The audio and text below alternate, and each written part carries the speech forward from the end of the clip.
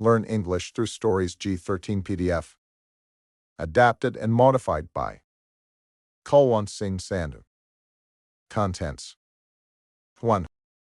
Love for the world and patriotism. 2. Importance of art. 3. Jokes. 4. Grammar page, present perfect and simple past. 1. Love for the world and patriotism. By Primchand. Mazzini, the legendary Italian patriot, is sitting silently in an old and decrepit hotel situated in a seedy part of London. No sooner does dusk fall than the hotel is plunged in darkness. Noticeably, the members of the scrupulous gentry keep themselves away from this area, a place infamous for gambling, drunken revelries, and other hideously evil activities. His attractive face looks pale and drawn, and eyes deeply thoughtful. His lips dry and clothes crumpled and dirty, he looks disheveled, as if without having showered and shaved for months. Anybody not acquainted with Mazzini would certainly believe him to be from among those frustrated, unfortunate men who, slave to their desires, come to the hotel to drown their sorrows and indulge in morally repugnant pastimes. Lost in deep thought, Mazzini contemplates the pathetic plight of his fellow countrymen. O unfortunate and oppressed nation, won't you ever see prosperous days? Won't the sacrifices of your beloved sons be crowned with success? Will the cries and sufferings of thousands of your sons living in forced exile go in vain, O beloved country? Have you been condemned forever to live in humiliation, slavery, and subjugation while putting up with oppression? You still haven't been able to generate the power and ability to achieve freedom and stand independent. It seems that you are destined to suffer more humiliation. O freedom, I lost many of my devoted and dedicated friends for you. Countless mothers and wives not only mourn the loss of their young, promising sons and husbands who laid down their lives while upholding the self-respect and dignity of their country, but also spout heaps of curses on Mazzini, himself afflicted with torments.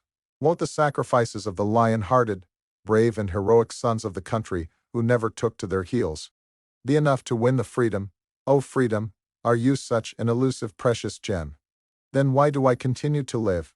Am I fated to live and see my country be crushed and trampled under the feet of the ruthlessly treacherous and tyrannical enemies? I am not able to live any longer to see afflictions and tyrannies preying on my brothers, my fellow country people who have fallen to the might of the enemies. Mazzini is jolted out of his thoughts by the entry of Raffetti, his friend, who is also suffering in exile. He enters the cell with a piece of biscuit. A few years younger than Mazzini, Raffetti looks a fine gentleman, perhaps of a noble stock. He shakes Mazzini by the shoulder and says, "Joseph, eat it." Mazzini raises his head with a start and says, "From where did you get it? You had no money. First eat it and then ask questions. You haven't had anything since yesterday evening. First, tell me from where you got it.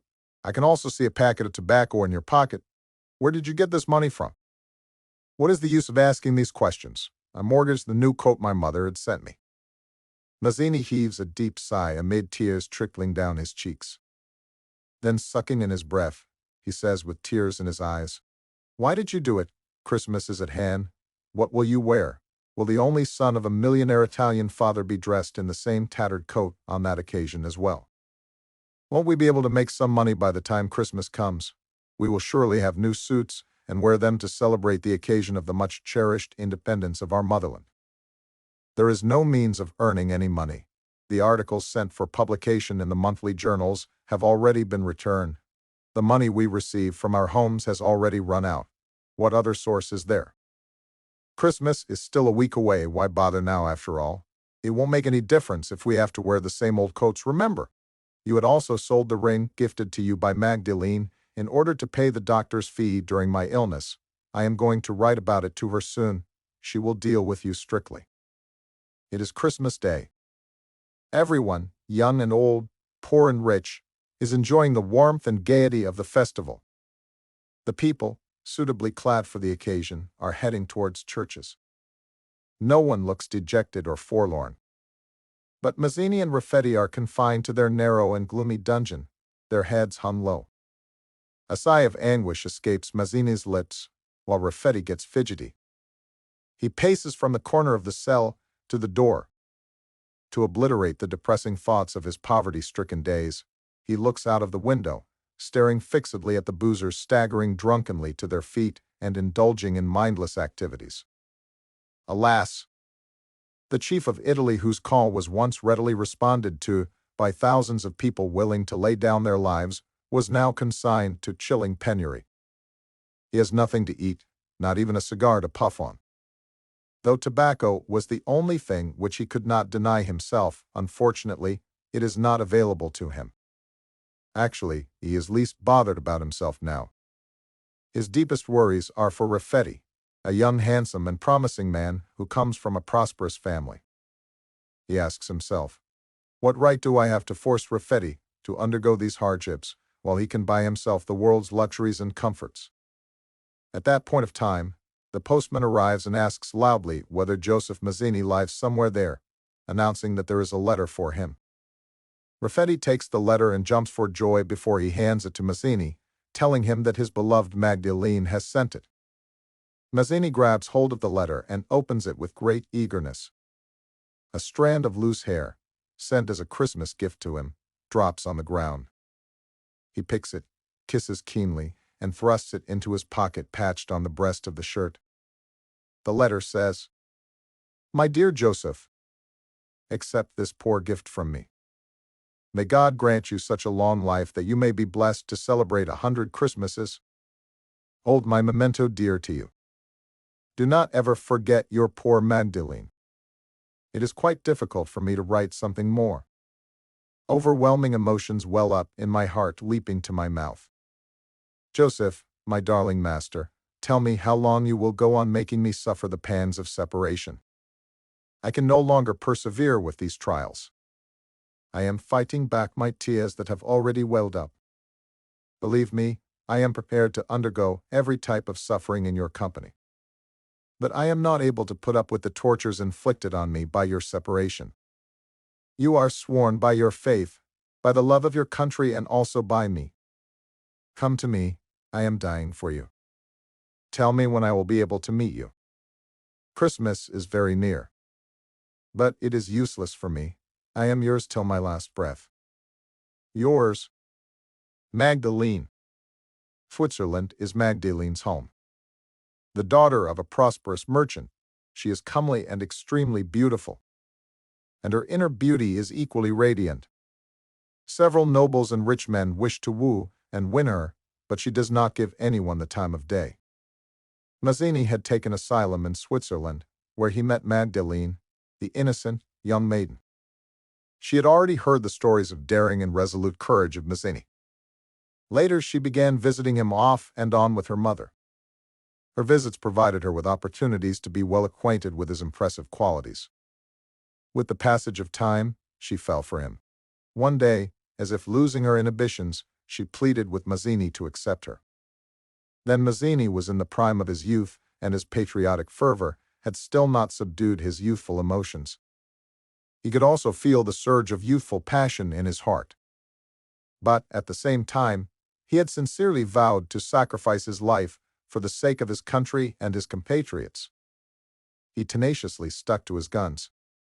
In fact, none but Mazzini, a man of solemn commitment, could decline a proposal for Magdalene, an epitome of beauty, who entreated him so dearly with her captivating charms and graces.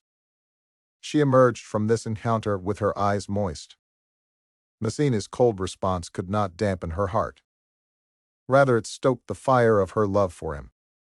Several years have passed since Mazzini left Switzerland, but Magdalene's love for him remains etched in her memory. In fact, it deepens into a more faithful love with the passing of every year. A sigh escapes Mazzini's lips as he finishes the letter. Do you know what Magdalene says? Mazzini asks. I know the pangs of parting will kill her, replies Raffetti. Engrossed in his thoughts, Mazzini mutters under his breath, Magdalene, you are young, beautiful, and rich. Why should you ruin your life after a poor wretch like me? How could a man like me, who is so deeply frustrated and whose life is fraught with hardships and difficulties, be able to keep you happy? No, I am not going to be that selfish, for there are so many happy and prosperous men in this world who may not only keep you happy, but also adore and worship you. Why don't you choose someone from among them as your life partner? I value your selfless love so much, but I have dedicated myself solely to the service of my country and its people. Now I can have no soft spot for you as your lover. But I can accept you as my beloved and empathizing sister. Would you like to tell me what is so special about me that an epitome of beauty like you has been undergoing so much hardship for me? O Mazzini, the hapless one. You belong to none and to nowhere. Those for whom you made sacrifices have grown apathetic to you. And those who are sympathetic with you think you are lost in a reverie, on a wild goose chase. Prostrate with these vexing thoughts, Mazzini took up a pen and paper and began writing his reply to Magdalene. Dear Magdalene, I received your letter along with the priceless gift. I must express my sincere thanks to you for your priceless gift. I owe you a special gratitude that you hold a helpless and hapless man like me to be worthy of this honor. I will treasure your gift as a memento of our true and imperishable love.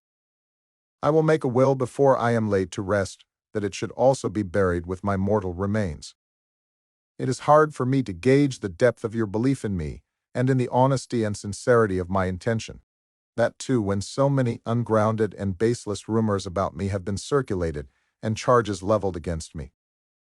What a great consolation that there is at least an angel-like woman who still reposes faith in me, and regards me free of everything that is morally and ethically vile. It is probably this faith that has helped me persevere through the adversities and tribulations of life. However, my dear sister, rest assured that I am assailed by no sorrows. Do not let your solicitude for me sadden your heart. I am quite fine here. I have your everlasting love and affection to soothe my heart in troubled hours. It would be ungrateful of me if I still complain about my physical discomfort.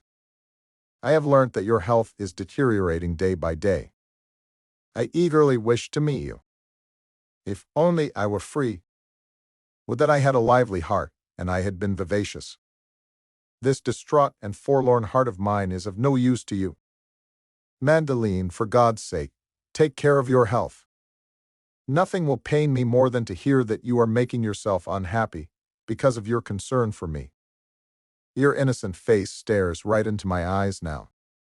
Do not get cross with me. I do not deserve you. I am no match for you. It is Christmas today. I do not know what to send you as a gift. May God always favor you with his choicest blessings. Remember me to your mother. I dearly crave to see you all. Let us see when this wish of mine is fulfilled. Yours, Joseph Mazzini. Several years pass since all this happened. Joseph Mazzini returns to Italy. Rome is declared a republic for the first time. A three-member presidium, including Mazzini as a member, is set up.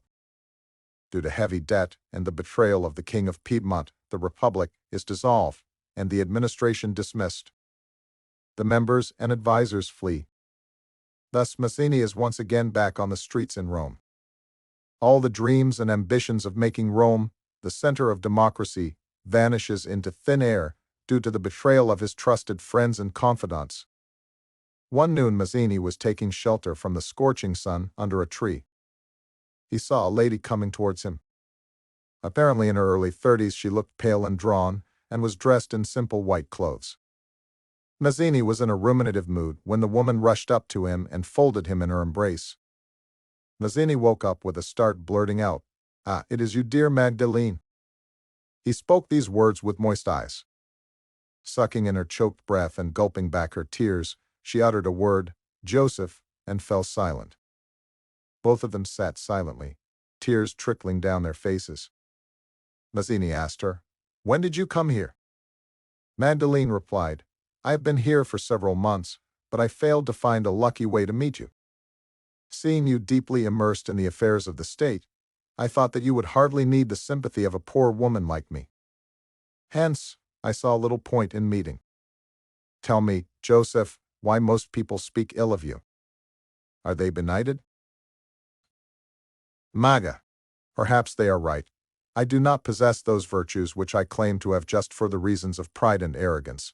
You see these virtues in me, because you are an innocent and deeply honest person. I learn a new failing of mine every day.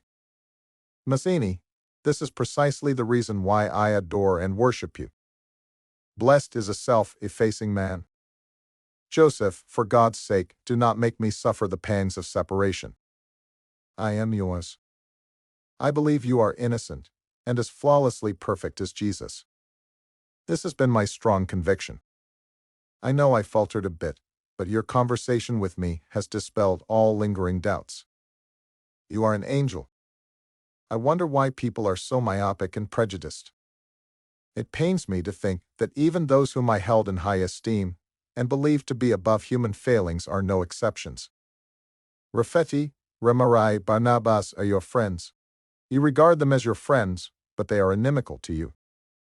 They are all ill-disposed towards you, and have told me hundreds of things about you, which I will never believe in my life. They talk nonsense. My dear Joseph is as I believe him to be, or rather much better than I can imagine him to be. Isn't it your especial merit that you regard your enemies as your friends? Joseph could no longer control his strong emotions. He kissed her pale hands and replied, My dear Maga, my friends are not to blame, I am to blame.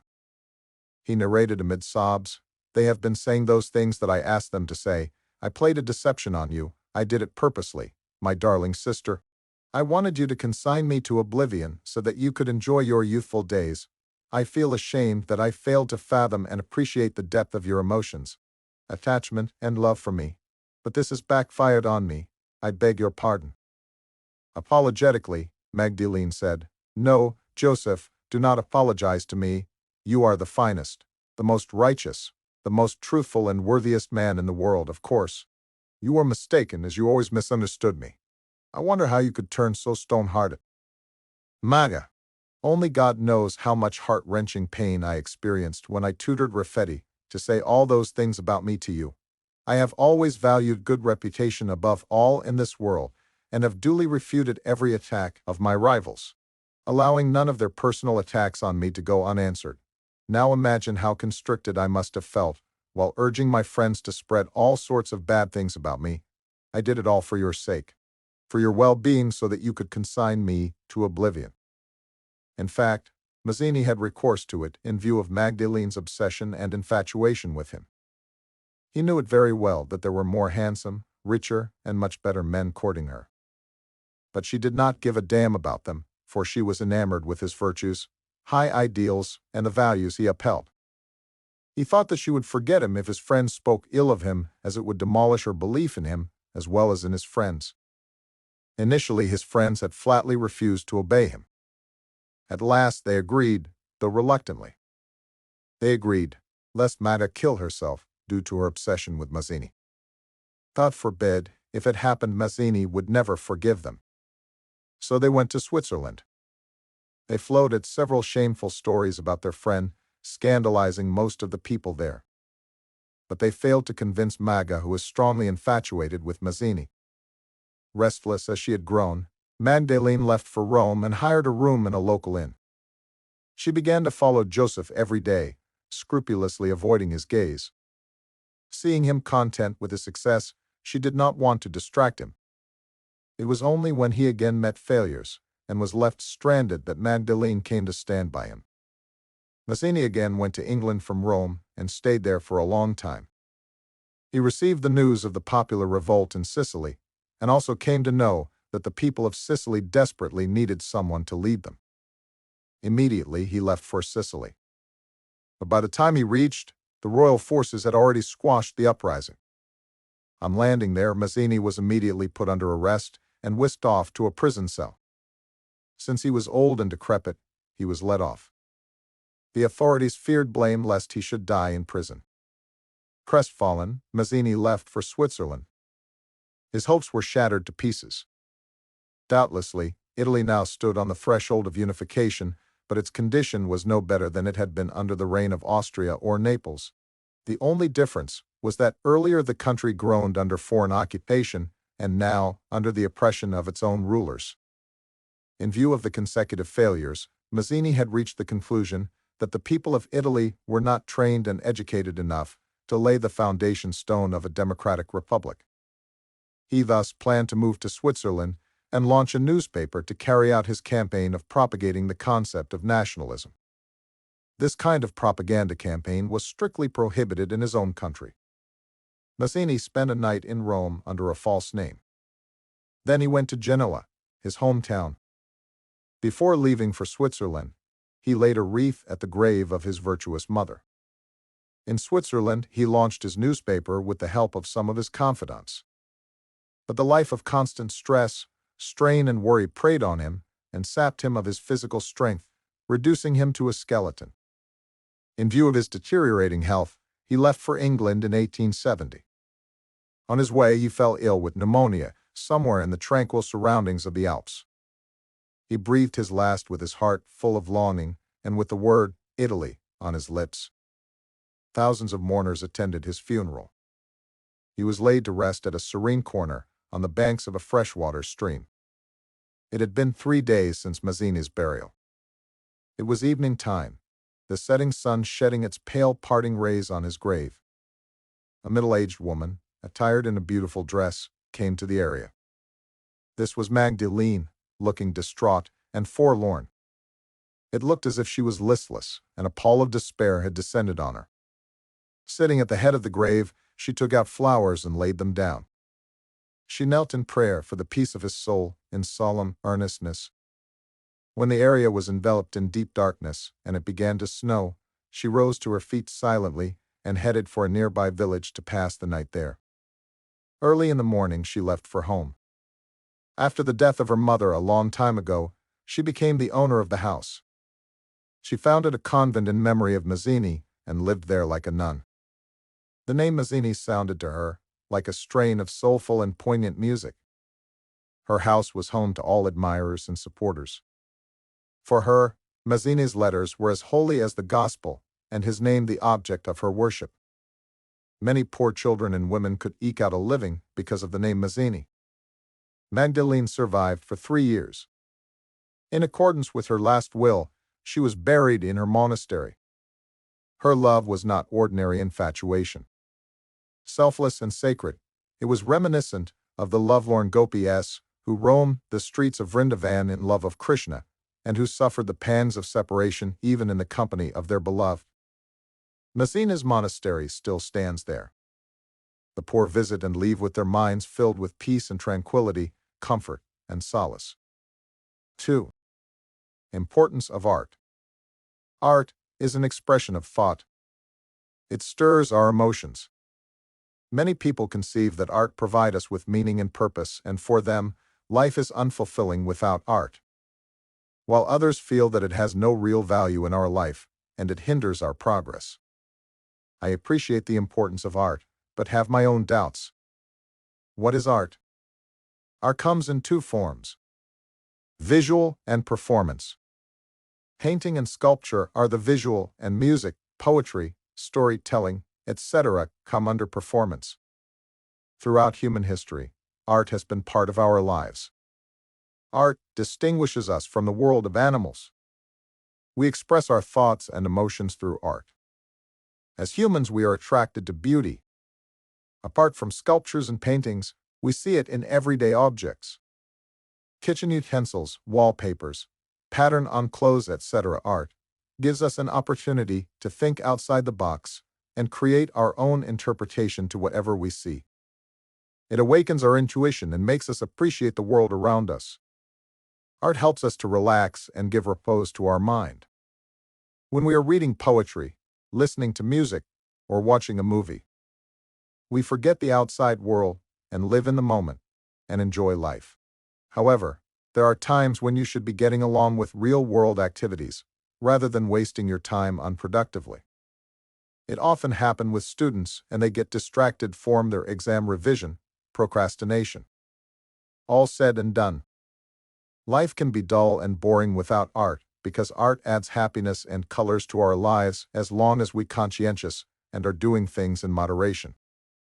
3. Jokes. Hyper communication. Once a couple had one of their usual quarrels, as a consequence of which all conversation between them stopped. Unfortunately, the husband was to attend his office very early the next morning. So he wrote on a piece of paper, "Please wake me up at 6 a.m. tomorrow morning," and kept it beside his wife's pillow. His wife read it and went to sleep. He woke up very late the next morning and got very angry. He looked ferociously at his wife, but she calmly pointed towards his pillow. Under his pillow, he found a piece of paper. On it was written, "Please wake up, it is 6 o'clock now." Neighbors.